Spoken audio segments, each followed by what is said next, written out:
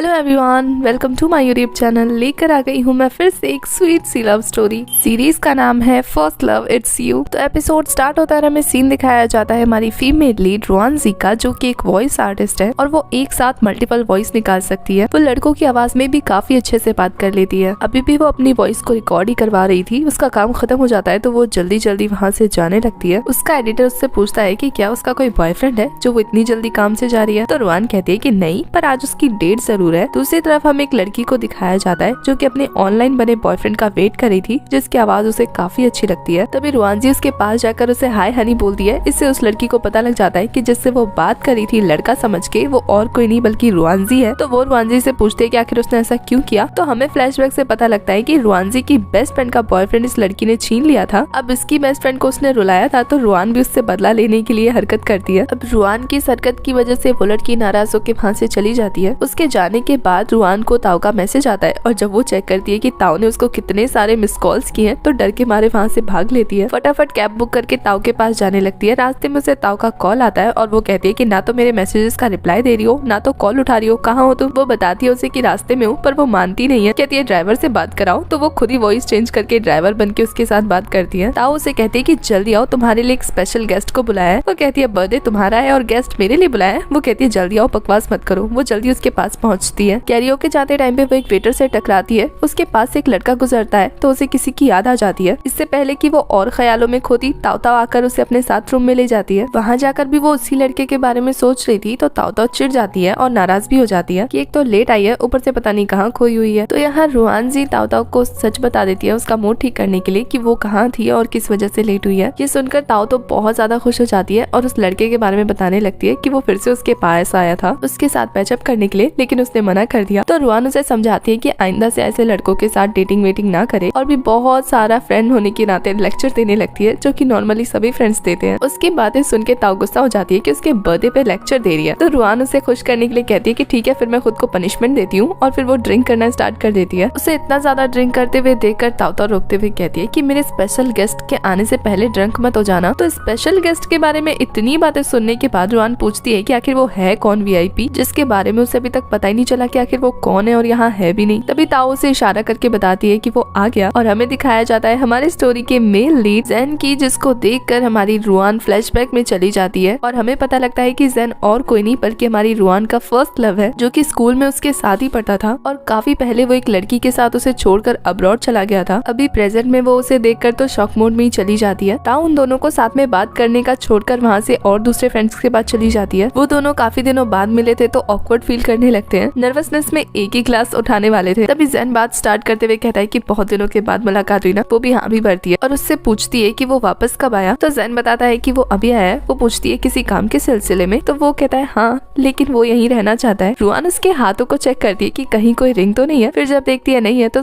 थोड़ा शांत होती है। अब इसके बाद दोनों के पास बात करने को कोई टॉपिक नहीं था, तो वो दोनों काफी देर तक शांत बैठे रहते हैं। तभी ज़ेन का फोन रिंग करता है और कॉलर ट्यून सेम होने की वजह से रुआन को लगता है कि ये उसका कॉल है, तो दोनों एक साथ फोन पिक करने जाते हैं। फिर हमें फ्लैशबैक से पता लगता है कि स्कूल टाइम पे रुआन ने ज़ेन को एक इम्पोर्टेंट काम करने के लिए कहा था, जिसके बदले वो पूरे वीक उसे लंच बाय करके देने को तैयार थी, लेकिन ज़ेन भाई साहब के नखरे तो आसमान पे थे। वो मना करता है कि उसे कुछ और भी चाहिए। तो रुआन उसे एक स्पेशल गिफ्ट देने का बोलती है। जब वो पूछता है कि ये क्या है, तो रुआन समझ जाती है कि ये काम करने के लिए तैयार है। जब वो उसका काम कर देता है तो रुआन उसके पास जाकर उसे एक थैंक यू नोट देती है। ज़ेन को लगता है कि यही उसका स्पेशल गिफ्ट है, तो वो मुंह बनाने लगता है, पर रुआन उसे कहती है कि उसका स्पेशल गिफ्ट फोन में है। जब वो ऑन करता है तो ये एक रिंगटोन थी, और ये वही रिंगटोन थी प्रेजेंट वाली। रुआन कहती है कि इसने पूरा हफ्ता लगाकर ये रिंगटोन ढूंढी है, जो कि बहुत ज्यादा यूनिक है, जल्दी किसी को नहीं मिलेगी। प्रेजेंट का सीन दिखाया जाता है जहाँ ज़ेन फोन पर बात कर रहा था बाहर, और हमारी रुआन अंदर सोच रही थी कि इतने सालों बाद भी इसने ये रिंगटोन लगा रखी है, पर क्यों। इससे पहले कि वो अपना ज्यादा दिमाग दौड़ा पाती, उसे उसके ऑनलाइन फ्रेंड मिस्टर लेलान का मैसेज आता है। तभी ताऊ ताऊ उसके पास आती है क्योंकि वो अपने फोन में लगी थी। जब ताऊ ताऊ उसका फोन चेक करती है तो वो कंफ्यूज होकर कहती है कि क्या तुम इसे भी जानती हो, क्योंकि शायद मिस्टर लेलान बहुत ज्यादा फेमस थे। तो ताऊ कहती है कि क्या तुम इसे डेट कर रही हो, पर रुआन कहती है कि नहीं, वो तो बस उसका नॉर्मल फ्रेंड है। ताऊ कहती है तो नॉर्मल फ्रेंड तो वो भी उसकी है, पर वो इस तरीके से उससे बात नहीं करता। रुआन उसे समझाती है कि ऐसा कुछ नहीं है, वो ज्यादा सोच रही है। तो ताऊ रुआन को मक्खन लगाते हुए कहती है कि तुम जानती हो ना मैं तुमसे कितना प्यार करती हूँ, तो एक काम करो ना, मिस्टर लेलान के साथ मेरी डेट फिक्स कर दो, अगर तुम्हारा उसके साथ कोई चक्कर नहीं चल रहा तो, क्योंकि आज मैंने भी ट्राई किया था कि तुम्हारा और ज़ेन का पैचअप करा दूं। जब रुआन उसकी बातें सुनती है तो हर्ट होकर और ज्यादा ड्रिंक करने करने लगती है और बहुत ज्यादा टल्ली हो जाती है। ताओ उसे उसके रूम में छोड़ने जाती है पर पता लगता है कि वो तो अपना की भूल चुकी है, तो वो उसे स्टाफ को पकड़ाकर वापस पार्टी में जाने लगती है। होटल स्टाफ को लगता है कि रुआन जहाँ खड़ी है वही उसका रूम है, तो वो ओपन करके दे देती है और उसे अंदर भेज देती है। पर वो रूम तो जैन का था, जो कि शावर लेकर जैसे ही बाहर आता है रुआन को देखकर शॉक हो जाता है। सबसे पहले तो अपनी इज्जत छुपाता है और रुआन को जगाने लगता है कि वो गलत रूम में आ गई है, पर रुआन टल्ली होने की वजह से वहीं सो जाती है। जैन की बातों पे ध्यान नहीं दे रही थी। जैन पहले तो काफी कोशिश करता है कि उसको नींद से जगा दे, लेकिन जब देखता है कि वो काफी गहरी नींद में सो रही है तो उसे बड़ी मुश्किल से सोफे पर बिठाता है। यहाँ जैन जितने प्यार से रुआन को देख रहा था, ऐसा लगता है कि वो अभी तक रुआन को भूल नहीं पाया। उसके बाद वो बाहर चेक करने जाता है कि आखिर रुआन गलत रूम में आई तो आई कैसे, कहीं उसका रूम नंबर तो गलत नहीं है। पर जब देखता है कि सारी चीजें नॉर्मल है, वापस रूम में आके रुआन को चेक करता है तो वो सोफे में नहीं थी, बल्कि पीछे से आकर उसे झपट लेती है और उसको ताऊ समझ के प्यार से हक करते हुए कहती है कि मुझे नींद आ रही है, चलो ना चल के सोते हैं। जैन भी अपनी आवाज लड़कियों जैसी बनाकर उसे कहता है कि पहले तुम आराम कर लो, मुझे थोड़ा और काम है, और फिर वो उसे गोद में कैरी करता हुआ सोफे पर आराम से लेटा देता है। पर यहाँ जैसी वो उसे छोड़कर जाने वाला था, रुआन उसे अपनी तरफ खींच लेती है और वो रुआन के काफी ज्यादा क्लोज हो जाता है और इतने ज्यादा क्लोज होकर उसकी सांसें रुक गई थी। तभी रुआन होश में आती है और उसे धक्का देते हुए कहती है बदतमीज तू हटो, और फिर अजीबोगरीब हरकतें करते हुए सोफे पे चढ़ जाती है। जब जैन उसे रोकने जाता है तो वो उससे पूछती है आप कौन। जैन उसे अपना नाम बताता है तो वो कहती है वो तो है ही नहीं, वो तो चला गया, कभी वापस भी नहीं आएगा, तो किसी और की एक्टिंग करो, उसकी एक्टिंग करने की जरूरत नहीं है। वो बार बार उसे समझा रहा होता है कि वही जैन है, पर वो उसकी बातों को इग्नोर करके सोफे से कूदना स्टार्ट कर देती है। उसे इस तरीके से इधर से उधर कूदता हुआ देखकर वो जोर जोर से चिल्लाने लगता है कि कूदना मत, कूदना बंद करो। पड़ोसियों को लगता है कि शायद कोई सुसाइड करने जा रहा है और सामने वाला पर्सन उसे रोकने की कोशिश कर रहा है। इधर रुआन कूदते हुए डिसबैलेंस होकर जैन के ऊपर गिर जाती है। उनका ये स्वीट मोमेंट चल ही रहा था कि तभी पड़ोसी स्टाफ और गार्ड के साथ एंटर करते हैं। किसी को सुसाइड करने से रोकने आए थे, पर अपने सामने का मंजर देखकर स्टॉप हो जाते हैं। नेक्स्ट मॉर्निंग का सीन दिखाया जाता है जहाँ रुआन आराम से सो रही थी कि तब उसका फोन रिंग करता है। वो फोन पिक करके बहाना मारने लगती है जैसे कि कस्टमर केयर पे कॉल लग गई हो, पर सामने उसका बेस्ट फ्रेंड यान था जो कि उसे बताता है कि उसने काम के सिलसिले में फोन किया है। तो वो उसे डांटने लगती है ना कि आज तो उसकी छुट्टी है, तो इतना सुबह कॉल करने की क्या जरूरत थी। पर वो उसे बताता है कि आज उसकी कंपनी में नया डायरेक्टर आने वाला है और वो आज दोपहर को उनके साथ मीटिंग करेगा। रुआन मान जाती है कि वो आ जाएगी टाइम से और फिर सोचती है कि ऐसा उसी के साथ क्यों होता है। फिर ना चाहते हुए भी मुंह बनाते हुए पहुंच जाती है तैयार होने के लिए। जब वो वॉशरूम में मुंह धोने जाती है तब उसे रात का कांड याद आता है कि कैसे उसने अपनी हरकतों की वजह से जैन को परेशान कर दिया था और पड़ोसियों से माफी मांगनी पड़ी थी उसको। यही सब सोच के मुंह बनाने लगती है कि अब पता नहीं अब क्या होगा उसका, और फिर जल्दी जल्दी होटल से निकलकर जाने लगती है। तभी ताऊ से रोकते हुए कहती है कि वो अकेले ना जाए, बल्कि वो अपने कजन से बोलकर उसे पहुंचा देगी, और उसका कजन और कोई नहीं बल्कि जैन था, जिसके बारे में सुनकर ही रुआन परेशान हो जाती है और उसे मना करने लगती है कि उसकी जरूरत नहीं है, वो टैक्सी ले लेगी। पर ताऊ कहाँ सुनने वाली थी। पर वो जैसे ही जैन को कॉल करती है उसे पता लगता है कि जैन तो ऑलरेडी निकल चुका है। ये सुनते ही रुआन खुश हो जाती है कि अब उसे जैन को देखकर एम्बैरेस नहीं होना पड़ेगा। वो होटल के बाहर निकलकर टैक्सी का वेट करने लगती है। जैसे ही उसे लगता है कि वो लेट होने वाली है तो वो यान को वॉइस मैसेज सेंड करती है जैसे कि वो बहुत बीमार है और मीटिंग से पहले नहीं पहुंच पाएगी। ये करने के बाद खुश हो ही रही थी कि तभी उसके सामने जैन की वैन आकर रुकती है और जैन काफी टेंशन में बाहर निकलकर उसे इनवाइट करता है। वो तो हक्की बक्की रह जाती है उसे देखकर। वो उसके साथ ही जाने लगती है। तभी उसके पास यान का मैसेज आ रहा होता है कि वो कुछ नहीं जानता, वो बस आनी चाहिए मीटिंग में। तभी रुआन जैन से माफी मांग रही होती है कल के उसके बिहेवियर के लिए कि उसने बहुत एम्बैरेसमेंट वाली चीजें की थी। तभी जैन के फोन में कॉल आने लगता है और वो रिंगटोन सुन के फिर से रुआन उससे पूछती है कि उसने अभी तक ये रिंगटोन क्यों लगा रखा है। जैन कहता है यूं ही। रुआन मुंह बनाते हुए सोचती है कि आखिर उसने क्यों पूछा, ये तो पहले जैसा ही रूड है, खुद को एम्बैरेस करने से क्या मिलता है उसे। तभी उसके पास यान का वॉइस मैसेज आता है जिसे वो लाउडली सुनने लगती है और जैन के सामने फिर से एम्बैरेस हो जाती है। वो ऑफिस पहुंचकर रेडी हो जाती है। तभी पीछे से उसे अपने बॉस की वॉइस सुनाई देती है। जब वो पलट के देखती है तो ये और कोई नहीं उसका कलीग मो था जो कि उसे टीज कर रहा था। वो उसके काफी क्लोज होती है, उसके साथ काफी कंफर्टेबल होती है। जब वो उसके आईलैशेस हटा रही थी तभी वहाँ जैन आया था उसका डॉक्यूमेंट्स देने के लिए, लेकिन वो जब उन दोनों को क्लोज देखता है तो गुस्से में वहाँ से वापस चला जाता है। इधर मोर रुआन का काफी ख्याल रख रहा था क्योंकि उसको नींद आ रही थी तो उसने उसके लिए कॉफी बनाई थी, तो वो काफी खुश होती है। यान आकर रुआन को डांटता है कि तुम्हारी तो तबियत खराब थी ना, फिर कैसे आ गई। वैसे भी नए डायरेक्टर आएंगे ना तो उनसे तुम्हारी शिकायत करूंगा क्योंकि वो वैसे ही बहुत खड़ूस है। ये सुनकर रुआन कहती क्यों उन्होंने तुम्हें डांटा,